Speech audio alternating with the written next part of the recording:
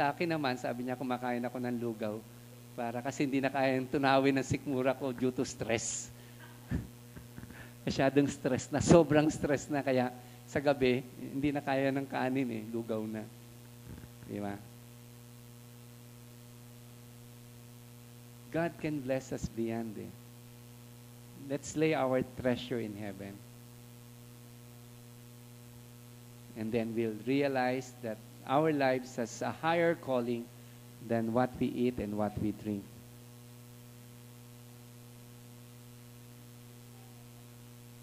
If we live to love God and exist for the purpose of glorifying God in our lives, guaranteed God will sustain us. God will fulfill our lives so that we do not have anything to worry about. Okay ba doon? Crucial po yung una kasi. Talagang, ano to eh, yung makatotohanan po to dapat sa bawat isa sa atin, no? Ito yung totoong pinaninindigan natin. Hindi lang yung parang yung sa bibig lang na I trust the Lord, kundi ito ay buhay talaga natin.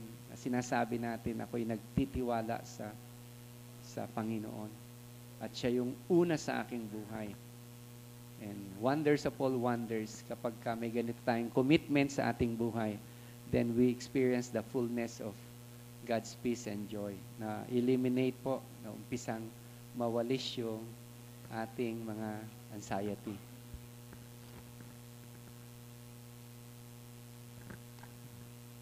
Because they that lay their treasures on God, they are totally dependent on God, and God will not fail them. Parang yung sinabi dito ng Panginoon yung tungkol sa ibon, di ba? Yung nasa verse 24 tayo, sabing gano'n ng verse 24, basahin ko po uli. Consider the ravens, they neither sow nor reap, they have neither storehouse nor barn, and yet God feeds them. Or how much more value are you than the birds? Dito ang argument ng author, from lesser to greater, no?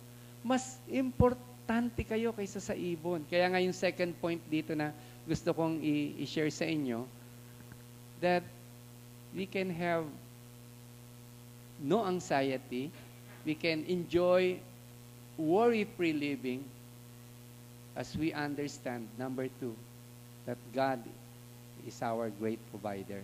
Kagaya ng mga ibon, very common yung ibon. Kahit sa natang bukid, may ibon.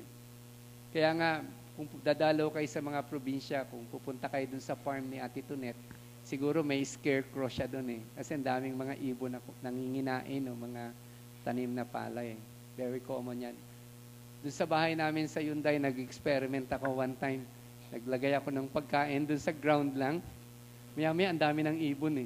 Yung mga ibon sa kalsada, ang tawag doon, hindi naman askal yung maya. Pero kung gagawin mong askal yung ibong kalye, paano mo iko-coin yun? Kagaya ng,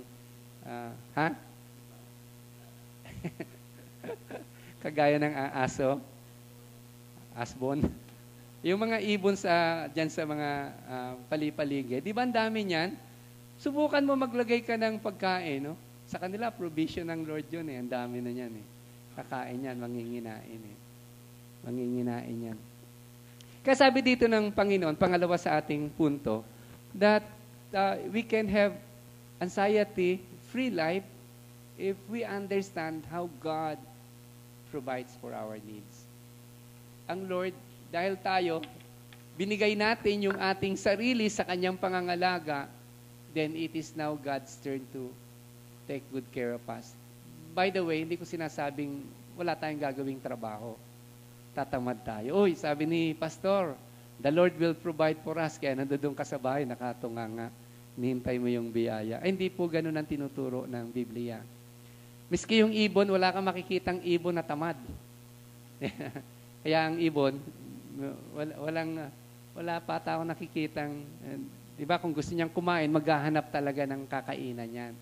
And kung saan man siya dali ng Panginoon, God would provide for them. Nung panahon po ni Jesus, nung kinikwento niya itong storyang ito, alam niyo yung Israel pala, diyan pala pinakamadaming migration ng ibon eh. Kasi nga, dun sa north, sa Europe, pagka malamig, pupunta sa east, no? Sa south, at dadaan sila sa Israel. May mga lugar dun sa kanila na talagang talo pa ang Pilipinas. Kaya nga sa record daw, ang Israel yung pinaka madaming migration ng ibon. Kaya nga, very common to sa kanila. Kaya nakaka-enjoy isipin na ang Panginoon, nung nagpipreach siya, gumagamit siya ng salita na madaling intindihin ng mga tao at na-identify nila sa yung sinasabi ng Panginoon. Sabi ng Panginoon, mas importante kayo dito sa ibon eh. Di ba? God feeds them. At sinasabi din sa atin ng Panginoon, importante kayo. Mas importante ang tao, ang mananampalataya kaysa sa ibon.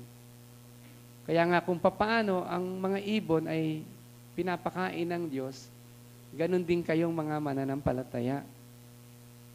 God will provide for all your needs. God will provide for all your needs. May mga text dyan na gusto kong i-share. Yung sinabing gano'n ng Biblia, like for instance, sa Psalm 34, verse 10, sabi dito, even lions go hungry for lack of food, but those who obey the Lord lack nothing good. So lahat ng mabuti, pinoprovide ng Lord sa kanila. Sa Isaiah 33, verses 15 to 16, he who walks righteously speaks uprightly, who despises the gain of oppression, who shakes his hand, lest they hold a bribe, who stops his ears from hearing of bloodshed, and shut his eyes from looking on evil. Verse 16, ito yung mangyayari sa kanila, those who have righteous walk. He will dwell on the heights. His place of defense will be the fortresses of rock. His bread will be given him. His water will be sure. God will provide. Kaya nga pag sold tayo dun sa una, na we have been desperate to seek after God and His kingdom and lay our treasure, no, sa heaven, hindi dito sa mundo na nawawasak ng anay at ninanakaw ng mga magnanakaw at pinag-aawayan ng mga tao, no? At nilagay natin ito sa ating Panginoon. The Lord will be our provider. Ang tanong po, mga kapatid, ganito, na sabi ni Hagay, may tanong si Hagay kasi, sabing ganun, yung mga tao daw, they have been working so hard and yet, they have been harvesting so little. Posible, sabing ganun, na may dahilan kung bakit ang tao, kahit sobrang pagpapagal na niya, pero yung harvest niya, konti pa rin.